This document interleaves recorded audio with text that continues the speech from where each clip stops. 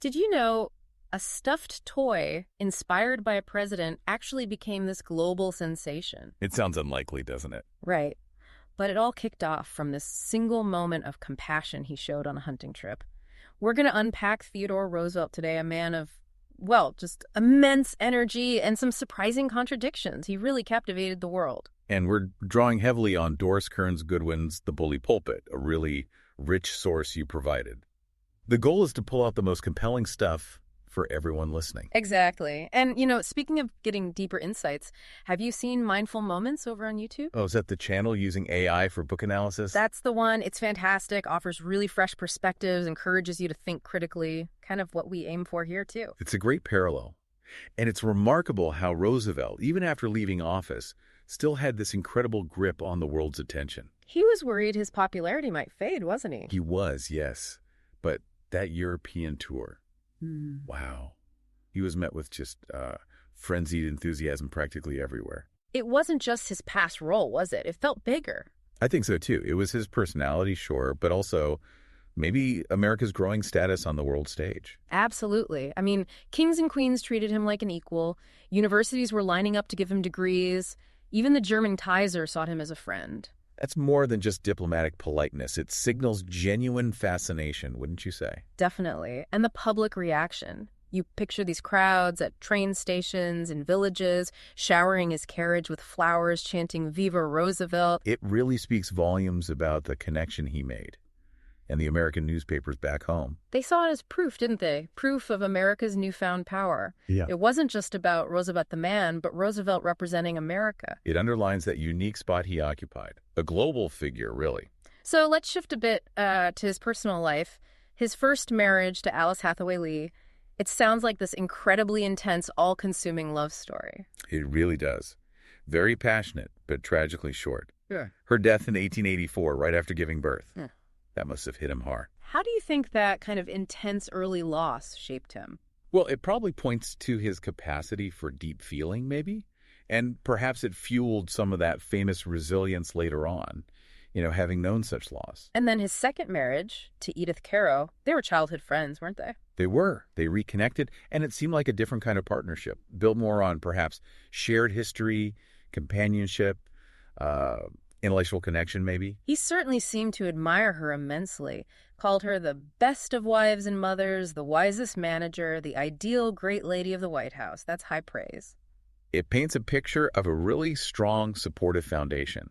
Someone managing things behind the scenes, allowing him to operate on that public stage. Which must have been crucial. Absolutely essential, I'd imagine. So when he finally comes back to America after that world tour, the homecoming sounds just as massive. Oh, it was huge. That cry of "there he is" Yeah. when his ship was sighted and the band playing Home Sweet Home. You can almost picture it. What was driving that level of adoration, do you think? Probably a mix of things. His charisma, definitely. That energy he projected. And maybe this feeling that he was America dynamic, assertive, And the crowds. An estimated 100,000 people at Battery Park. In the heat and humidity. It shows a deep public connection. People really felt something for him. And those little details. A life-size teddy bear hanging from a building. A banner just saying, delighted. Yeah. Yes. Yeah. Symbolic touches. Even his daughter Alice apparently urged him, look at the people. That vast expanse of human countenances all waiting for you. Wow. It wasn't just spontaneous emotion then. There was some image crafting, but also real affection. I think that's fair. He understood public image. But the affection seems genuine, too. He embodied action, strength. People responded to that. It's fascinating when you contrast that with his early life. Childhood asthma, stomach issues, being confined to bed. Yeah, apparently he had this real fear of being timid or frail. A stark contrast to the man he became. And his father's influence seems key there. That stern instruction to make your body. That seems like a turning point. Roosevelt's promised to do just that. You see that willpower emerging really early on.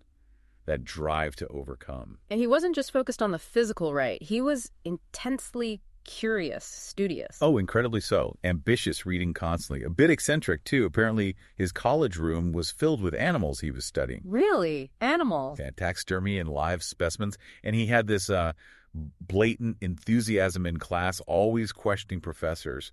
And that habit of just walking into classmates' rooms to read silently. A bit odd. Definitely unconventional. What does that tell us? Well, a powerful thirst for knowledge, I think, an independent streak. And maybe that early scorn for drinking and smoking also points towards a really strong self-discipline. You see that discipline in his early political career, too. That move in the Albany Assembly in 1882. The Westbrook investigation, yes. Demanding an investigation into a sitting judge connected to the Manhattan Elevated Railway Company, that was bold for a young assemblyman. Incredibly bold. A bombshell, as reports called it. It suggests, well, a real sense of integrity, maybe. A willingness to tackle powerful interests head-on, even early on. And the New York Times actually backed him up on it. They did, praising his action. That validation must have been important. He also seemed to grasp the power of the press very early. Lincoln Steffens' account for McClure's. Right, describing Roosevelt's schedule as police commissioner, I think. Yeah. Just this whirlwind of activity, but somehow disciplined. Breakfast meetings, dealing with officials, nonstop. And the reporters were just fascinated by him. Completely captivated by the energy, the routine, his accessibility. He knew how to work with them, how to get his message out. It was absolutely crucial to his success. Which brings us neatly to the whole issue of trusts and corporations. That was becoming a huge deal. A massive issue. You had over 1,000 new corporate mergers happening around the turn of the century. U.S. Steel formed. People were genuinely scared about this concentration of power. And Roosevelt saw this. He knew it was something he and the Republican Party had to address. Definitely. He saw confronting corporate power, or at least regulating it, as vital. But he was also strategic about it. How so? Well, he understood he had to work within the party structure. He wasn't looking to, burn everything down. He aimed for regulation, finding a balance. And the Northern Securities case was a perfect example of that strategy in action. Absolutely. His first move wasn't a public attack. He quietly asked his Attorney General, Philander Knox, hey, could we actually win an antitrust suit against this railroad monopoly? And Knox thought they could. Knox reviewed it and said yes. He believed a suit based on the Sherman Antitrust Act could succeed. That was the green light Roosevelt needed. And then came the public announcement. Exactly. That the government was preparing a bill to test the merger's validity. It hit like a, quote, thunderbolt from a clear sky. Nobody saw it coming. And it immediately sparked fears, right? That this was the start of a wholesale war on industrial trusts. Precisely. It sent shockwaves to the business world. The journalists writing at the time give us such a great insight. People like Ray Stannard Baker. Baker's fantastic. Mm-hmm. His admiration for someone like William Allen White, the editor in Emporia, Kansas, it shows Baker understood the importance of connecting local life with these big national issues. And Baker spent real time researching Roosevelt for McClure's, didn't he? Even stayed at Sagamore Hill. He did. And he noted Roosevelt's genuine disgust for what he called the predatory rich. Baker's articles on labor, on capital, they had a huge impact. They basically verified a lot of the corruption people suspected was happening. And Roosevelt appreciated Baker's work. Very much so. He called Baker's articles real help, praised his fairness and accuracy. Which, thinking about sources and understanding complex issues, it reminds me again of resources like Mindful Moments or even discussions like ours. Right. Whether it's AI analysis, breaking down book, or us talking through historical accounts, these deep dives really equip you with a more nuanced picture, don't they? Exactly. They help you see the different layers, the complexities of an era like Roosevelt's. And speaking of impactful journalism, we absolutely have to talk about Ida Tarbell. Oh, Ida Tarbell and Standard Oil. A landmark in investigative reporting. McClure's magazine really committed to this idea of journalism as a power for good, didn't they? Tackling the big social and economic questions. They did. And Tarbell's work was incredibly meticulous. Years of research, digging into the history of Standard Oil, finding proof of discriminatory railroad rates, illegal tactics. Yeah. Just relentless. And McClure supported her all the way. Unwavering support. He knew how important her work was. The series was sensational when it came out. McClure's circulation shot up dramatically. But it was more than just sensationalism, right? It actually shifted public opinion. Massively. It generated enormous pressure for Congress to act against monopolies. It really fueled the antitrust sentiment in the country. So to tackle these issues more systematically, Roosevelt pushed for the Bureau of Corporations. What was the thinking there? Transparency, mostly. He believed publicity was the first essential. The Bureau's job was to investigate corporations involved in interstate commerce, look at their internal workings, and see if they were playing fair. Make things public. Exactly. Let sunlight be the disinfectant, so to speak. Determine if these trusts were using unfair methods to crush competition. And the trusts, I assume, weren't exactly thrilled about this. Not at all. Fierce resistance. They hated the idea of the government poking around in their business, having that investigative power. How did Roosevelt handle that pushback? He used the bully pulpit, especially the press. He'd hold press conferences, sometimes pointing fingers, like alleging John D. Rockefeller was using underhanded tactics to create sabotage-related legislation, like the Nelson Amendment.